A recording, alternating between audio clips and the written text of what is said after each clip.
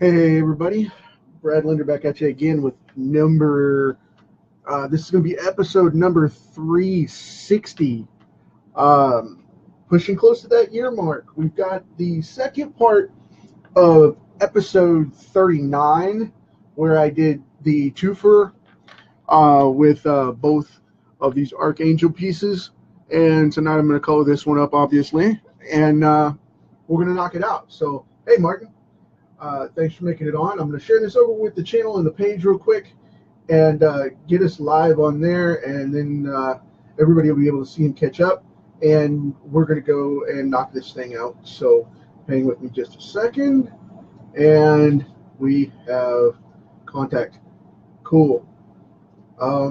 Apparently we have everything showing in private here. I want to make sure it's global. There we go. For some reason, it was wanting to share privately. But anyway, I'm going to knock out so we can do that. And there we go. Cool deal. Typical Facebook. Hey, Alfred. Glad you made it, buddy. Now I'm going to knock this out fairly quick, I hope. I'm going to go in with this yellow real quick and cut this out so we can have that done. Get those eyes and eyebrows, which is kind of ironic that he has yellow eyes and eyebrows at the same time, but it is what it is. So gonna go in with this face, this really cool blue, knocking this out. This one should be pretty quick because it's so small. I don't want to go in and just over detail and over render it because I don't want to burn it out. And I want to keep it very clean because of that fact, because like I said, this one is very small and I don't want to dig into it to where it looks weird. So bear with me there, but I'm going to go right up above this eyebrow here. There's the arch. Got that going on. And now I'm going to come in and knock out this very cool hot pink kind of thing that he's got going on there. I don't know exactly what that color is. Like I said, that's the only thing that I can reference it to is like a really cool hot pink kind of color. And when this was done in the late 80s, early 90s, he was kind of right there at that Art Deco style of the 90s. You know, it was really contemporary, and then it was the Art Deco type look where everything changed and went classic. And then it got really, really outlandish with all the bright colors and crazy stuff of the 90s. So they knocked all that fun stuff out. But this is not one of my favorite color pattern suits for him, but it is what it is. I mean, I love the character and I really like the design. It's just I don't like the color palette very much, if I'm being real about it. But it, like I said, it was, the late 80s, early 90s, right around in there when all that turned out. And it was a massive change, It was a massive, massive change. So, and I'm going with the original suit that goes down across his stomach and has the entire chest plate with the angel symbol and the old school angel hieroglyphs on his suit with the, the whole prophecy kind of thing with what's supposed to be the angelic language and all that good stuff on his suit. So I really dig the design. Like I said, I just didn't like the color palette because I thought they could have gone so different. But being based on the fact that the character Apocalypse was supposed to design this armor in favor of the character, I'm not going to knock it too much, And that was kind of a cool ploy that they did, burning it off and saying, hey, it's Apocalypse that picked the color.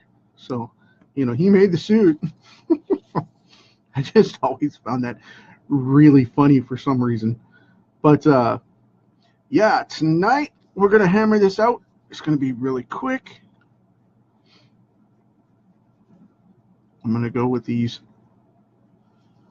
original purple gloves, which there are variations of this suit depending on the colorist and depending on the artist. They did do, I think, 4 or 5 different variations on this suit, and they would draw it detailed differently each time that you came on and across it.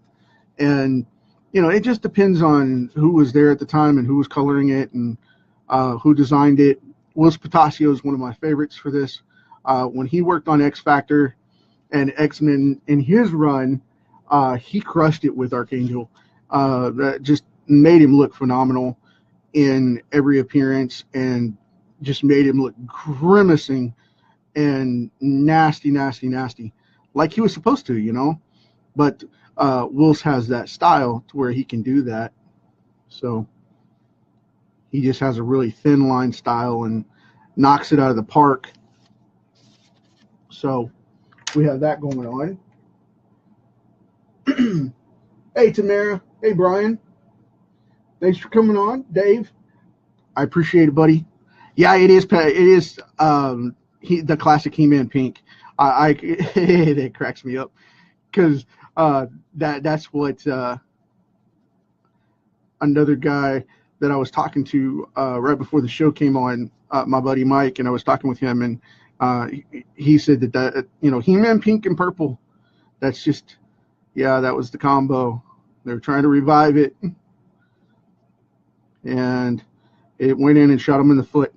But it is what it is, I mean, it's nostalgic now because it's almost, 30 years since they created this version of the character from the original Angel, which was one of the 5 original X-Men. And Apocalypse took him over and zapped his soul and turned him blue and made him a Horseman of the Apocalypse for the storyline.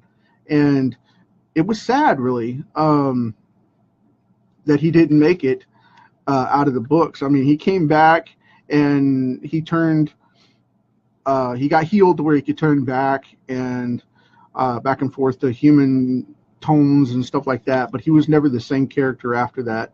He was definitely more vicious and volatile, and they almost made him like a muted flying version of Wolverine, where he was just a bad attitude for the character arcs of the storylines and stuff. They always made him always pending something, always pending imminent doom.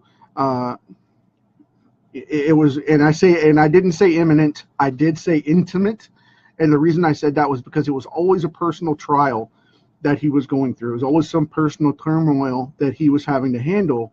And that is part of what attracted everybody to reading him. But then it got so severe that you couldn't read the books without, it being more of a soap opera than a comic book. And I get character development. I'm all for that.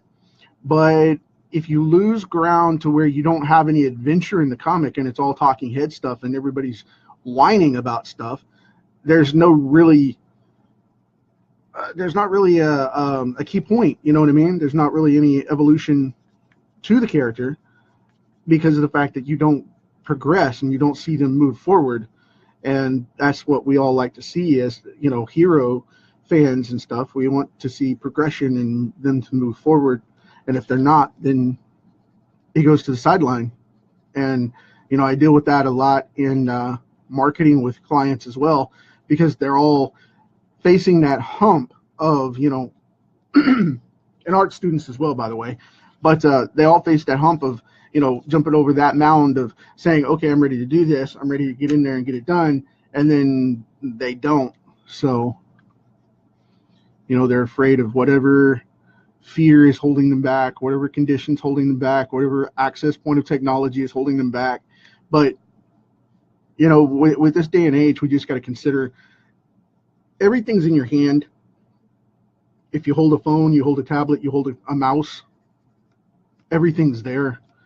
And you just have to do the research and get the resources you need. I mean, you may have to buy some training, you may have to go through some training, you may have to go through a learning curve, and that's cool. If that's what you got to do, that's what you got to do. But think about it like this. You know, when people go on health kicks or go on diets or go to learn to draw, it takes practice. Every day you have to practice it. You have to do the paces. You have to do the work.